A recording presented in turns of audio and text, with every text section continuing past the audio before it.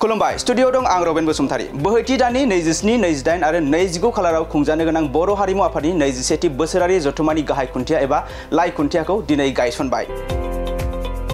चिरां जिल्लानि सिङाव थानाय सान्थिपुर गोजौ फरायसालिनि गेवलां गेलेग्रा फोथाराव बोहैथि दाननि 27, 28 आरो 29 खालाराव बर' हारिमु आफादनि खुंगा 21थि बोसोरारि जथुमा आरो चिरां जिल्ला बर' हारिमु आफादनि 1थि बोसोरारि जथुमाखौ गाजा गोमजायै खुंफुंनो लाहार फाहार खालामनाया बे समाव सोलिगासिनो दं। बेनिनो दिनै हाबाफारिनि गाहाय खुन्थिया एबा लाइ खुन्थियाखौ गायसननाय जायो। मख'नो गोनांदि दिनैनि बे गाहाय खुन्थिया गायसननाय हाबाफारियाव बाहागो लायो इएम सायखं बसुमतारीजों लोगोसे गोबां दैदेनगिरि आरो बानजाय आफादाव थानाय बिबानगिरि बिथांमोनहा बाहागो लायो। जेनेखि 27, 28, 29 दुलाराय बर' हारिमु आफादनि 21st एनुअल कनफारेन्स बे कनफारेन्सखौ खुंफुंनो थाखाय दिनै खुन्थिया गायसननाय जाबाय। जोबोद गोजोननाय मोनदों जे बे सान्थिपुर ओनसोलाव सान्थिपुर हाई स्कुलनि फिल्डआव बे खुन्थियाखौ गायसननाय जाबाय। आसा खालामदों बे कनफारेन्सआ जोबोद मोजां जागोन आरो जोंनि जेनाखि कमिटिनि मेम्बार्सफोर बिथांमोनाबो दिनै साखाफारा जानानै दं आरो मोजां एक्सपिरियेन्स थानाय मानसिफोरानो बेहाय बाहागो दं। आसा खालामदों मोजाङै गाजा गोमजायै खुंफुंनो हागोन होननानै आसा खालामदों। खुलुमबाय।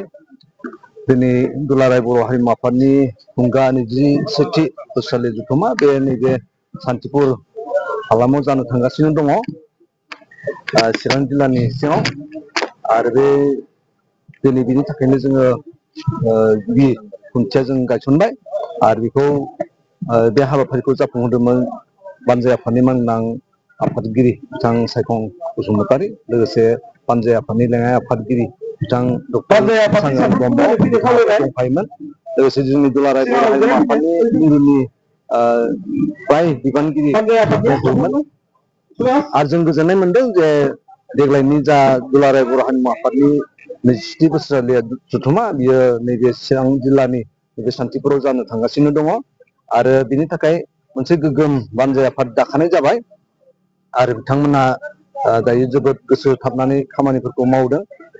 बानजाय आफादनि जेसेबां साब कमिटिफोर दङमोन बेफोरखौबो फुल फ्लेजेड हिसाबै दाजोबखानाय जाबाय आरो बेयाव जों आसा खालामदों जे मोनसे जारिमिनारि जाफुंसार जथुमा जागोन। माबाफोर आलदा माबा थागोन नामा देग्लायनि? आलादा बेबायदिहै औ जोङो खेबफ्रोमबो प्राय आर्टिस्ट मिट जों लानाय जायो। जोंनि बर'नि गेजेराव जेसेबां आर्टिस्टफोर दङ मोसाग्रा खनग्रा एक्टर एक्ट्रेसफोर लोगोसे दामग्रा देग्रा बिथांमोननि मिट जों लानाय जायो। देग्लायबो जों लादों। बिनि अनगायैबो जोंनि बर' हारिमुखौ जों बोरैहाय फेहेरनो हागोन फोसावनो हागोन बिनि राहा हिसाबै जों मोनसे सेमिनार लाबावदों आरो बेयाव जोंनि आसाम आयेन आफादनि स्पिकार बिथां बिस्वजित दैमारि बिथाङाबो बाहागो लागोन आरो गेवलां मेलनि गाहाय आलासि हिसाबै जोङो बिटिआरनि चिफ बिथां प्रमद बर'खौ जों लिंखानाय जाबाय।